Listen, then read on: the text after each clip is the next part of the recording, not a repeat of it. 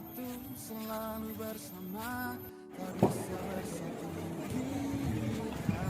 Mati bagai tak berdua, bergerak karena kaki manusia. Aku sang sepatu kanan, kamu sang sepatu kiri. Senang bila diajak berlalu jauh dunia.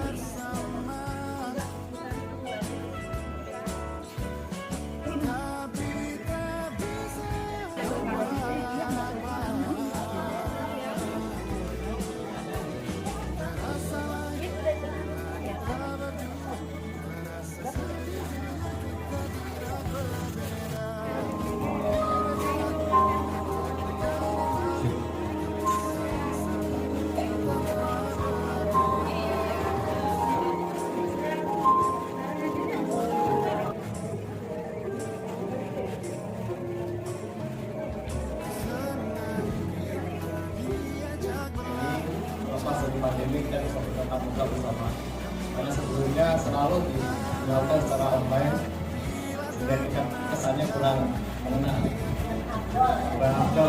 Ini pas momennya, kemudian kita bisa bersilaturahmi di suasana tempat yang juga sangat bagus ini loh. Bapak sekalian, izinkan saya 1-2 menit ini menyampaikan laporan untuk persiapan pelaksanaan ini. Kenapa ini diadakan?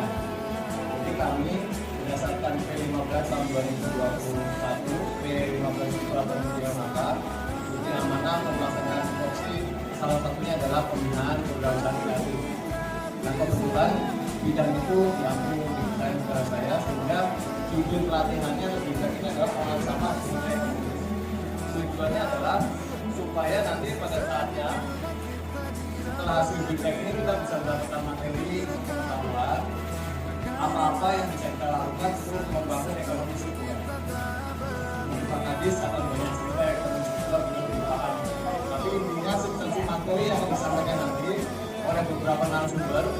Nanti akan menghadirkan narasumber itu praktisi yang memang mengolah sampah menjadi barang yang bernilai ekonomis. Nah, tetapi mohon maaf ya, itu masih sulit dilaksanakan.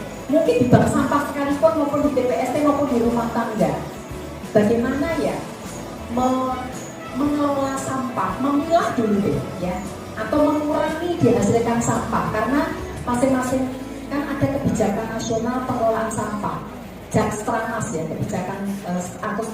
kebijakan strategi nasional pengelolaan sampah yang diterjemahkan di Jaksrada provinsi dan juga Jaksrada kabupaten kota, di mana ada target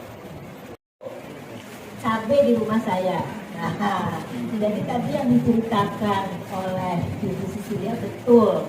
Kita ini kalau sudah aplikasi, terutama ibu-ibu nih, yang saya ya bapak-bapak, ibu-ibu itu biasanya lebih jeli, lebih telaten.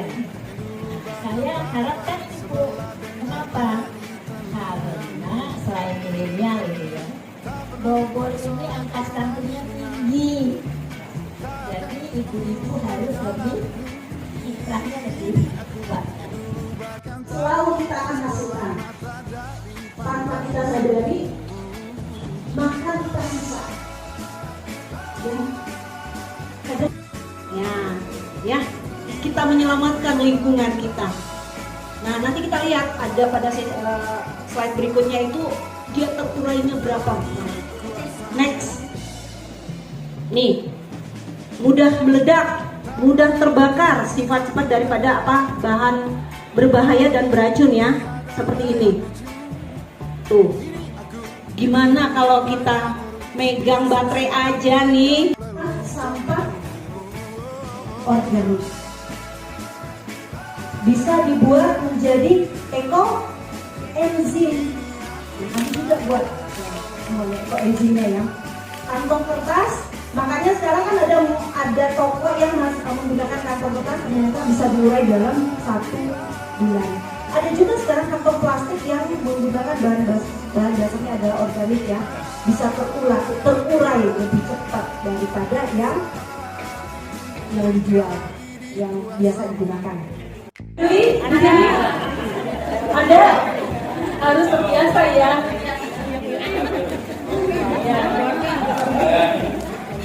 Selanjutnya sampah residu diserahkan ke pengelola sampah atau dibawa ke TPA. Boleh juga nanti diserahkan ke ini ya, badan pihak pemulung misalkan ya, kita sedekah sampah gitu ya, bisa. Kemudian perpanjang usia makanan untuk mengurangi jumlah sampah organik. Nah di sini kira-kira ibu-ibu nih kayaknya yang lebih sering melakukan ini. Kira-kira bagaimana nih memperpanjang usia makanan maksudnya? Apa nih?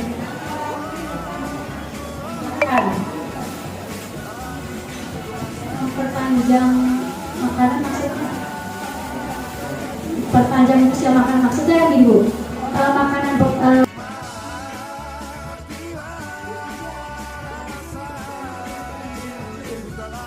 cermin bagus, aromanya nggak bau, udah pakai deh goreng-goreng. Padahal itu adalah minyak jelantah yang dulu pernah kita setor mungkin, ya. Jadi hari ini dari PGL KLHK saya Jalantara dengan teman-teman Bank Sampah 01 akan mengajarkan ini Bu produknya nih. Nah ini daya serapnya ibu bisa pakai sendiri kan, biodiesel mau buat apa di rumah? Nggak punya mesin. Kalau mobil juga Fortuner saya pakai biodiesel dari jelantah. Oh negi gitu. Nggak mau ya, takutnya rusak. Nah ini kali ini membersih lantai. Ini dari A16 nanti bisa itu dijual nggak? Boleh ya, boleh dibawa pulang setor. Ini nanti bisa jadi komunitas ibu-ibu di komunitas masing-masing, bisa berjualan untuk pemasukan bank sampah, komunitas majelis taklim, karena ini dipakai semua kan, cuci lantai. Ini ibu-ibu hobinya ngepel kan ya, cuci piring. Kalau cuci tangan ini agak ngeselin ya Bu, dulu kita disuruh cuci tangan mulu kali ngasih makan. Oke, ini sama cuci tangan, nah ini sama cuci piringnya, jadi boleh diedarin deh. Nah nanti kalau mau jadi ini nggak ada maaf. Oke, silakan bisa dikelilingi. Nah ini aromanya juga ya, ini jelantah betul ya pemirsa. Ini sebelum cuci tangan. Jadi warnanya, tampilannya. Jadi hari ini belajar Bu sampai bisa ya, sampai nanti sore ya, siap ya? Ini nggak ada, boleh. Kalau ada yang bisa, atau langsung gimana? Nunggu berarti. Oke, ada yang mau ditanya dulu nggak Bapak Ibu?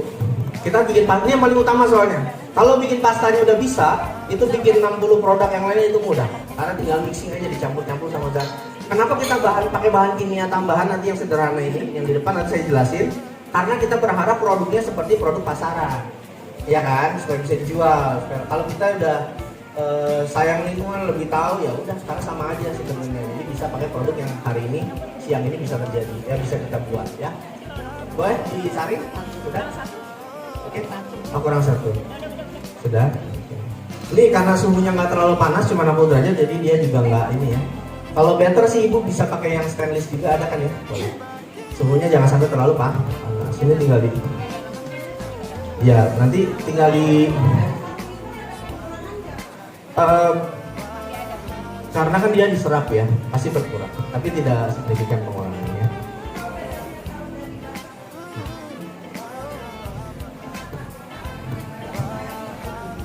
Enggak, itu 60 derajat juga.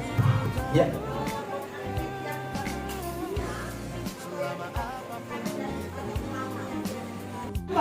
Oh ya udah, akhirnya kita workshop online tuh.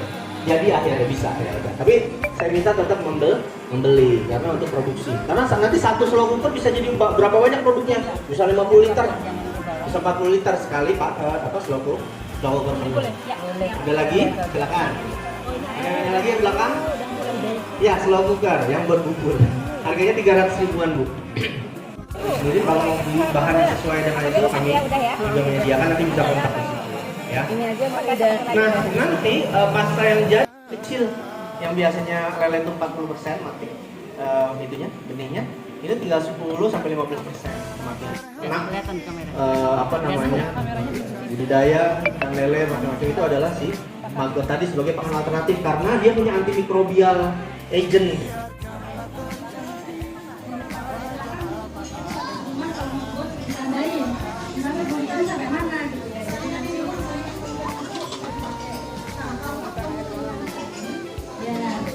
Jadi kalau masih ada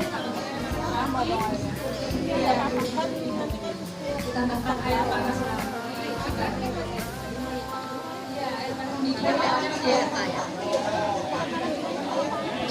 Yang tadi masih ada sisa-sisanya, nanti campur air panas lagi supaya larut, dimasukkan lagi.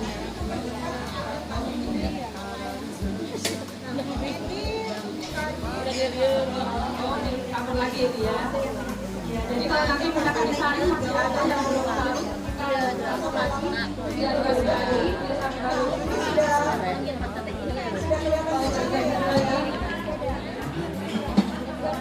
Ini karena belum larut jadi digabung lagi. Karena dia ada 20 menit ya.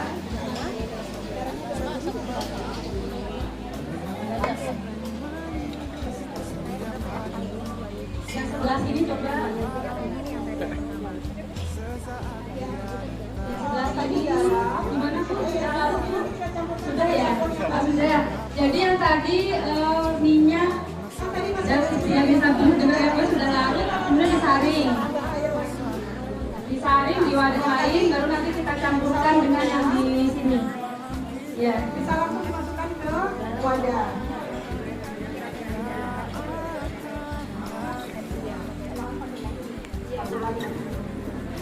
Alhamdulillah sudah larut ya, pakai sabun dengan air panasnya.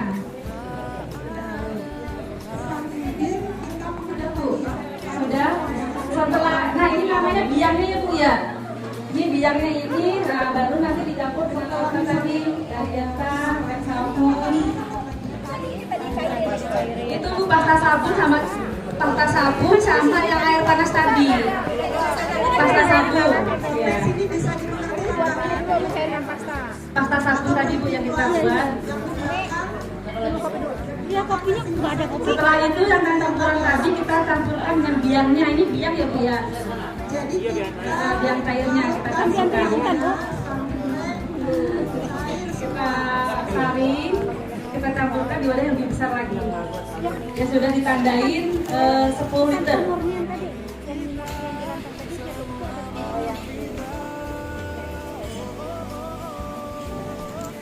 Kemudian selanjutnya yang penting larut sih Bu. Yang si jelantang pertama.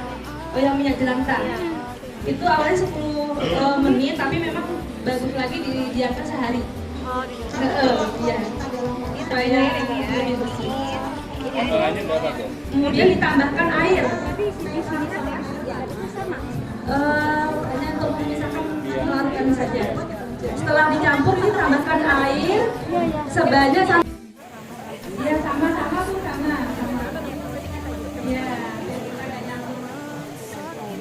Udah wangi ya Bu? Sudah. Pewarnaannya bisa ini.